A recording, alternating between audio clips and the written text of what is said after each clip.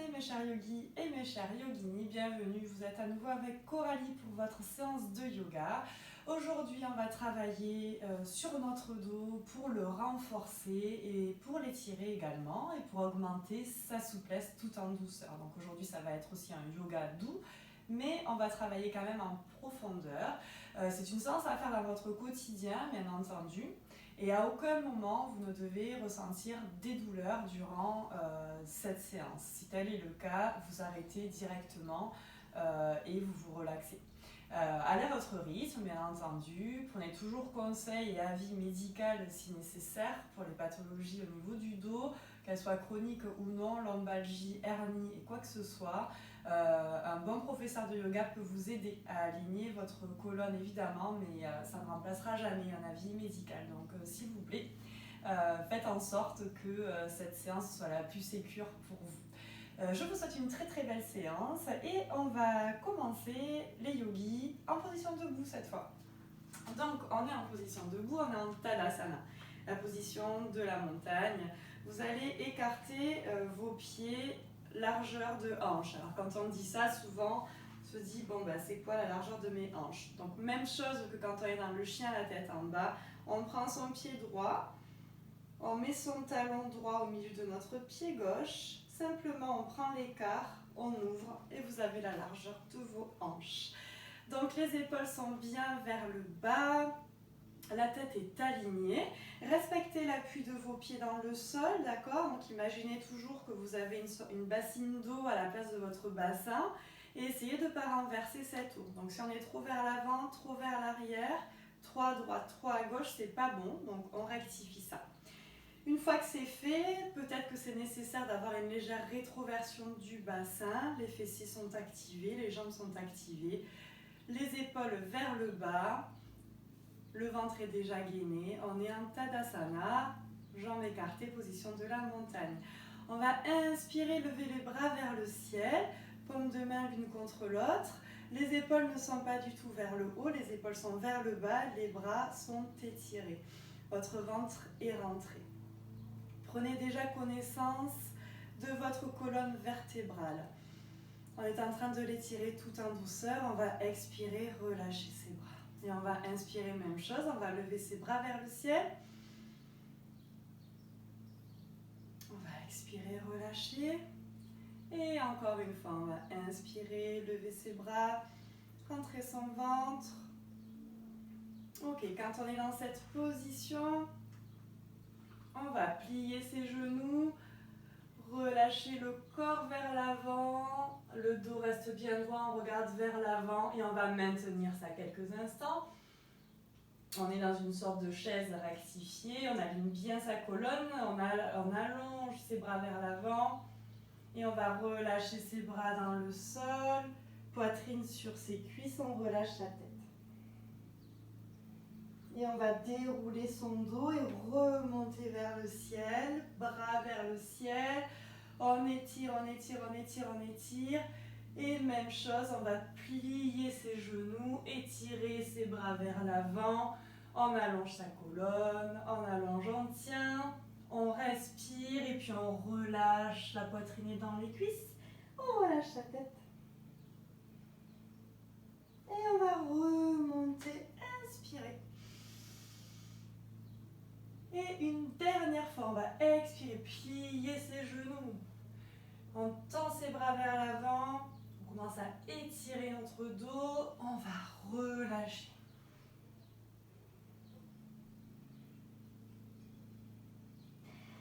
Simplement, on va remonter, ouvrir les bras vers le ciel.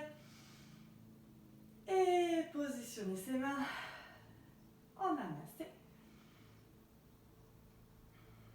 Prenez le temps d'inspirer et de respirer profondément. Inspirez, expirez et relâchez. On va inspirer, lever les bras vers le ciel. Expirer, plier ses genoux, poser les mains dans le tapis. Et on va poser notre chat, Vajrasana. Les mains sont sous nos épaules. Cette fois-ci, on garde bien les orteils dans le sol, le ventre est rentré, Les doigts sont bien ouverts, majeur parallèle. On repousse le sol avec ses mains, avec ses pieds, ventre activé. On va faire simplement 3 fois une inspiration, sacrum vers le ciel. Ouvrez votre poitrine, votre cœur, regardez vers le ciel. Expirez, arrondissez le bas du dos. On ramène le menton vers sa poitrine, on repousse le sol avec ses mains. On active son ventre qui est bien rentré. On commence à échauffer cette zone en profondeur. On inspire, on ouvre. On expire, on referme. Faites-le vraiment à votre rythme. Et encore une fois. Et on expire. Et on revient en position neutre. Cette fois-ci, on va lever notre bras droit vers le ciel. On va expirer, ramener notre bras droit sous notre bras gauche. On va aller étirer, étirer, étirer son bras, positionner l'épaule droite au sol. La tête est au sol. Et on garde cet étirement quelques instants. On est sur l'étirement de votre dos. On est sur le côté droit. Si c'est trop intense, on ne le fait pas. On inspire, on revient. Bras vers le ciel et on repose son chat tout doucement. Même chose, autre côté, on tire son bras et on ramène son bras gauche très loin sur notre côté droit. On pose la tête au sol. On maintient ça. On sent bien l'étirement dans toute cette zone et c'est parfait. On oxygène notre dos, notre colonne. Et on inspire, on ouvre notre bras. Et on revient en chat. Ok, on va tendre notre jambe droite vers l'arrière. On va garder la tête dans son alignement, on ne va pas lever la tête, d'accord? On garde bien un alignement tête, nuque, colonne. Ventre gainé, rentrez.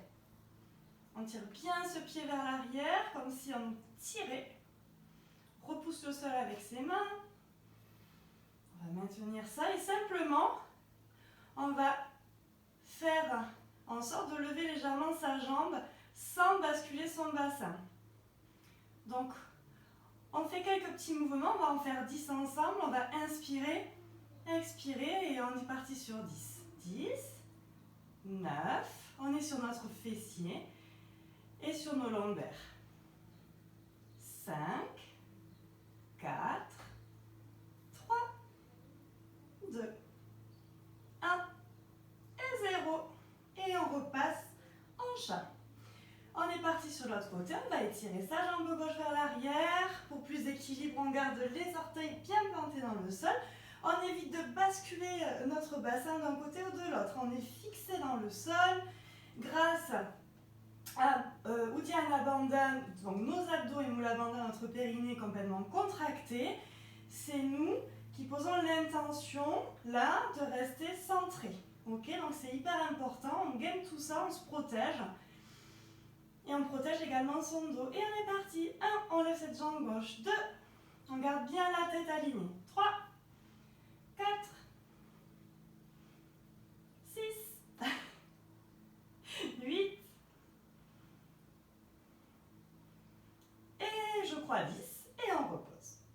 Tout simplement notre chat. On va aller s'asseoir sur nos talons. On étire nos bras bien vers l'avant. On ramène un balasana, on touche nos talons avec nos mains, on relâche les épaules, on reprend une inspiration, une expiration.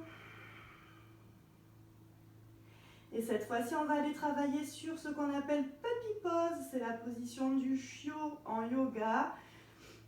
On va aller étirer un peu plus en profondeur notre dos, notamment le haut du dos. On va replacer notre chat. Vous allez avoir besoin d'un coussin peut-être pour certains. On replace bien notre chat.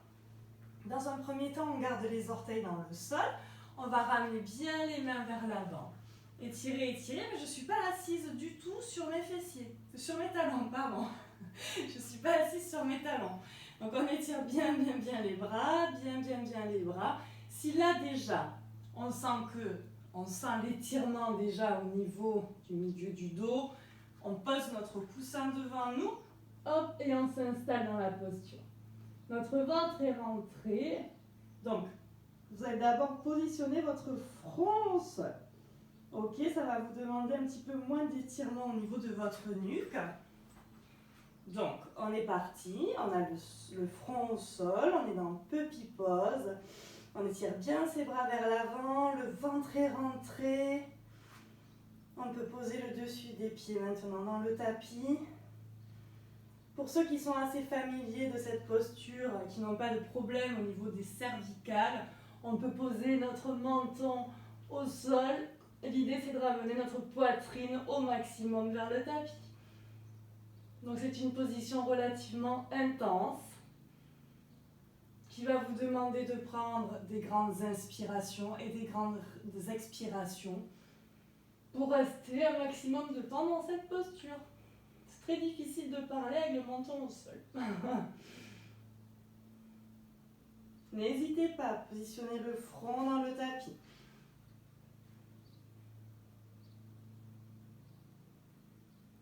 Ok, petit à petit, vous allez revenir, ramener vos mains en chat, repoussez le sol avec vos mains et allez vous asseoir dans Balasana. Ramenez tout doucement vos mains vers l'arrière. Relâchez les épaules, vos omoplates dans le tapis. Front au sol, inspirez et expirez. Très très bon exercice, puppy pose pour l'ouverture également de vos épaules.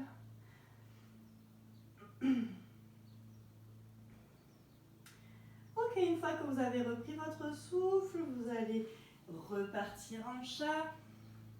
On va faire un chien à la tête en bas.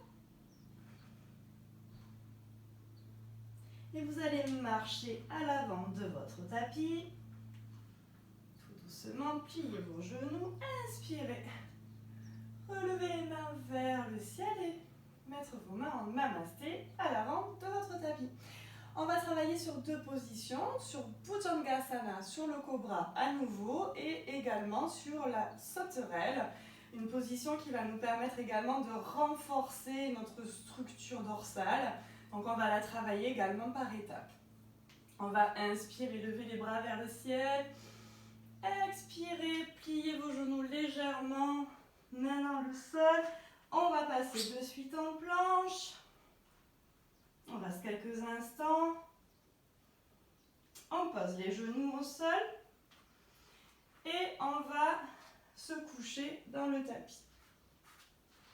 Donc, nous sommes couchés dans le sol, les pieds ensemble, les orteils se touchent. Les mains sont à côté de notre poitrine, bien positionnées dans le sol. Front au sol également. Donc, on ne laisse pas les épaules ni vers l'avant ni tomber, ok? Les épaules, on fait déjà l'effort de les renvoyer vers l'arrière et d'ouvrir son cœur. Nos coudes sont rentrés également. Et on va rester là quelques instants. Je veux que vos pieds soient pointés vers l'arrière. Je veux que vos jambes soient gainées et vos fessiers contractés pour protéger vos lombaires. À tout moment, et dans Bhujangasana, le cobra, et dans la sauterelle, la Shalabhasana, il va falloir que votre pubis reste dans le sol. Ok, on va rester là, on va enrouler bien les épaules vers l'arrière.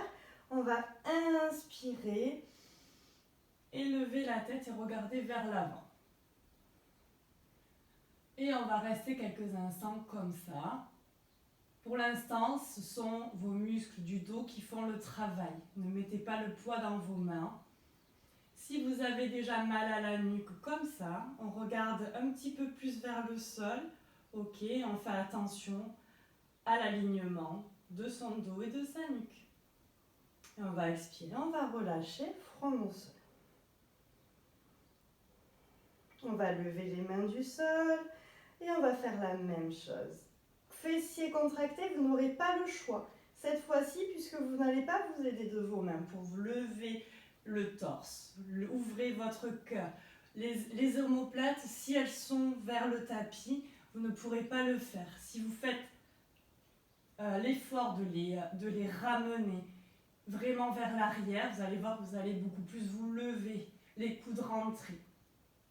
Et on va relâcher, front au sol. Vous allez ramener vos bras vers l'avant, paumes de main l'une contre l'autre, mes bras parallèles. Les paumes de main ne se touchent pas. Et on va faire la même chose. Et on va inspirer, lever.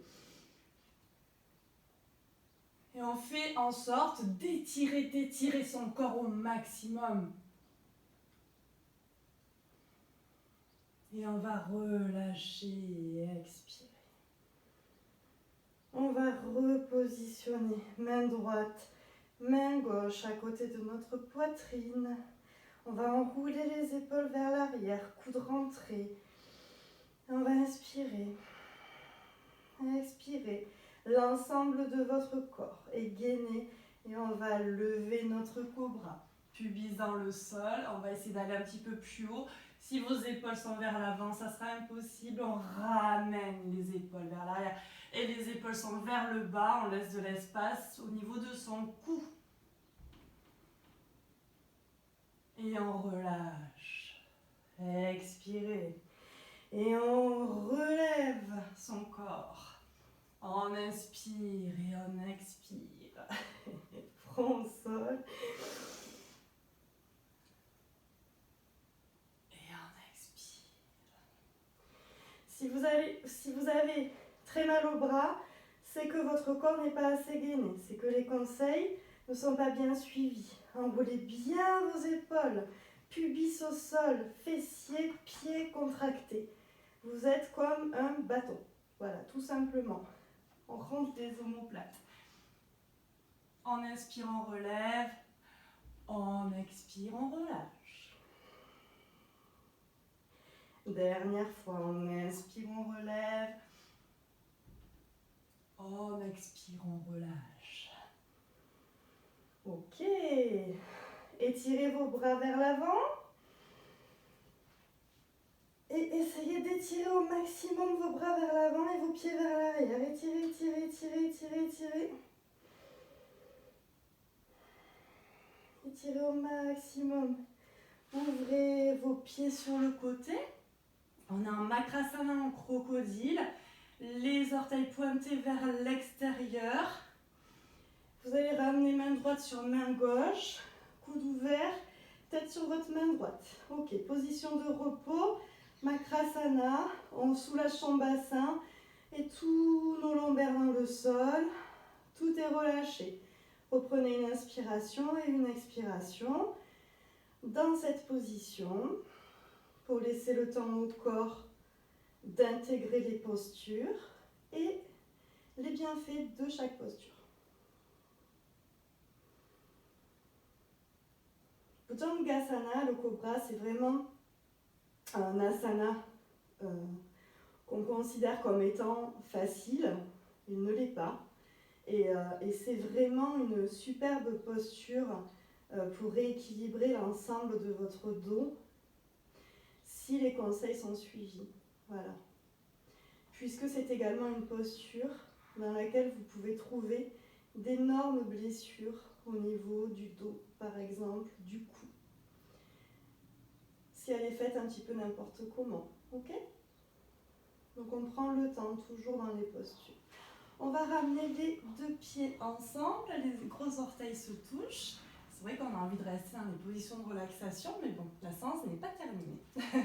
Donc on va travailler sur Shalabhasana, c'est la position de la sauterelle en yoga.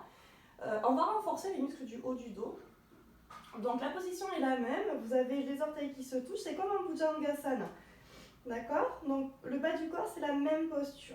Par contre, vos mains, vous allez les étendre contre votre corps, paume de main dans le tapis. Ok? Le front est au sol. Paume de main dans le tapis. Alors, scannez bien tout votre corps. Est-ce que vous êtes à l'aise dans cette posture? Comment vous vous sentez?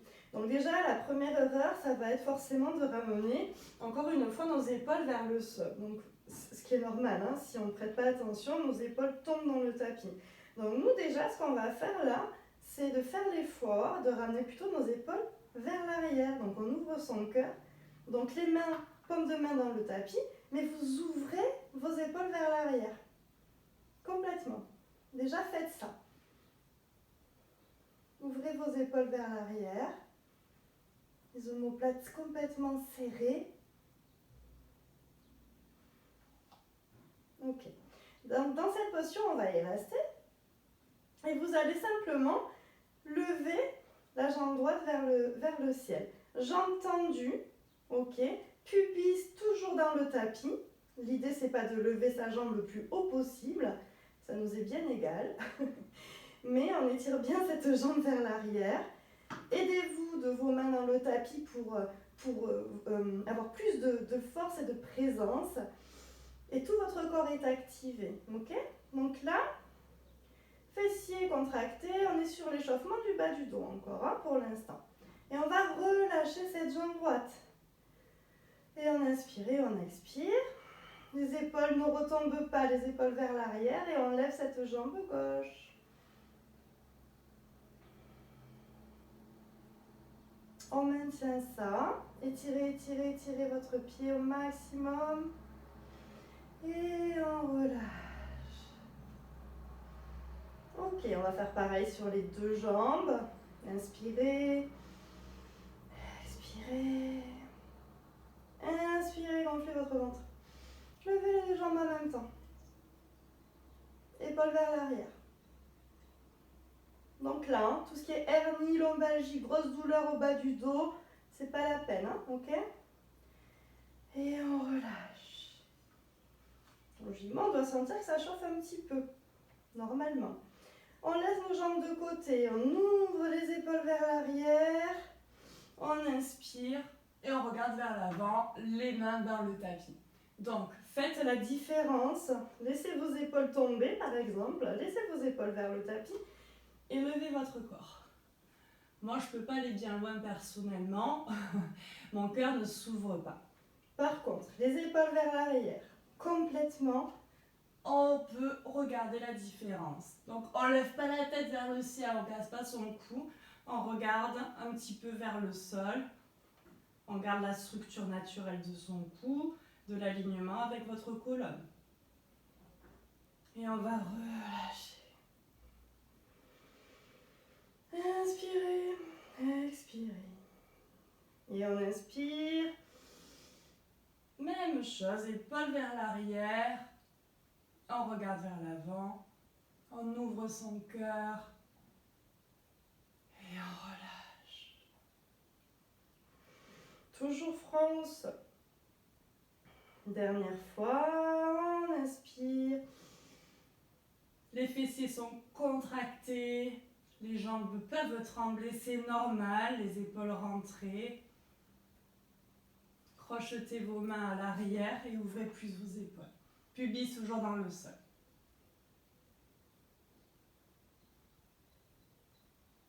Et on va relâcher tout doucement, front au sol, main dans le tapis.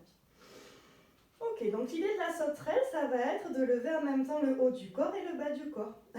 Forcément. On va garder, pour cette première étape de la sauterelle, hein, on va pas faire la définitive, on va garder les mains, les paumes de main dans le tapis. Paume de main dans le sol. Front au sol. Les pieds se touchent. Jambes activées. On va, sur une inspiration, lever la tête et les jambes en même temps. Inspirez. Expirez. Et on va inspirer. On lève le haut du corps et le bas du corps en même temps. Paume de main vers le ciel. Serrez au maximum les épaules vers l'arrière. On garde la tête bien alignée. On va relâcher. Voilà notre Shalabhasana. Une des premières étapes. Une variante. Inspirez, même chose, ouvrez vos épaules. Étirez cette colonne oxygénée là et regardez vers l'avant.